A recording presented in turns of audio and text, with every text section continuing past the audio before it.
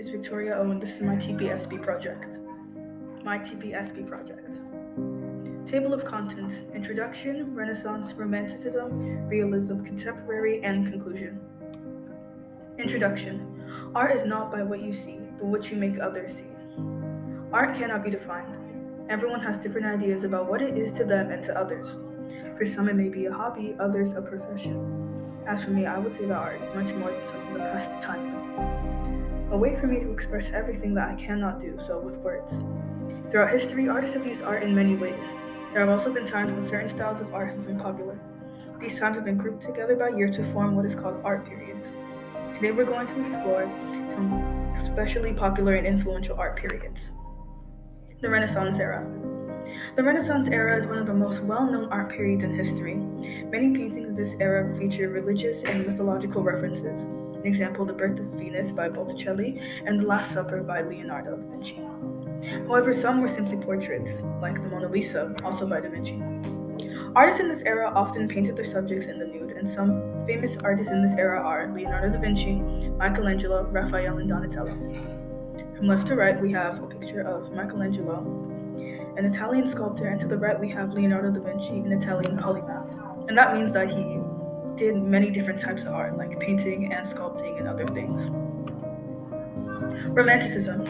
The Romanticism era took place in approximately 1750 to 1850. This era had an emphasis on the imagination and emotions, as said by Merriam-Webster.com. This art period was characterized chiefly by a reaction against neoclassicism. Some famous artists from this art period are Francisco Goya, William Blake, Caspar David Friedrich, and Percy Bysshe Shelley.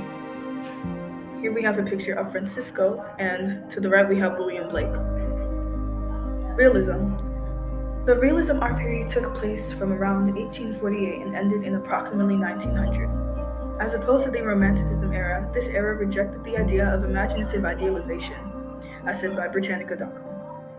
The Realism era instead favored realistic paintings that captured the model's physical features accurately. Some famous artists from this era include Gustave Courbet and Honoré Daumier. And we have pictures of each of them at the bottom. Contemporary. Contemporary art, also known as the art of today, is the art period we are still currently in.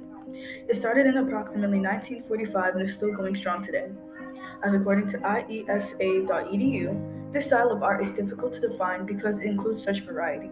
The basic approach and goal of modern art is to challenge the nature of artwork itself. It can also make the viewer question what it is that defines art. In the past, artists mostly painted religious or mythological things, but contemporary artists paint to express themselves or bring awareness to a certain topic or issue. Here we have a picture of Yayoi Kusama, a Japanese artist, and next to her is Jenny Saville, a British painter. Conclusion. Art is versatile and ever-changing. As you can tell from the previous slides, it has experienced many different interpretations and styles, each of them with their own unique attributes.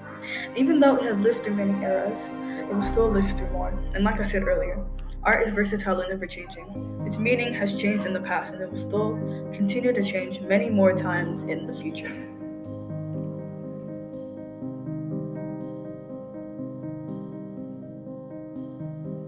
So for this next part, you're going to need a pencil and a paper. So I'm going to give you a couple seconds to get those. To start off, you're going to draw a curved line that kind of comes out at the end and is sort of straight at the top. And at the bottom, you connect it from that straight line, curve it out and in, out, and another straight line. And then you draw a curved line at the top to connect back to the eyelid, and you color it in. That's going to be the eyeliner. Then for the eyelid, you do curved lines, as you can see there. And then for the eyebrow, you do another curved line above the eye. And to connect it, you do a straight line to the end of the eyebrow. To fill it in, you want to do quick, fast strokes with your pencil to sort of replicate the look of hair, so it'll look more natural. Then for the eyelashes, you flick upwards with your pencil in varying directions to also make it look more natural, and you do so at the bottom as well. You can add as much as you like.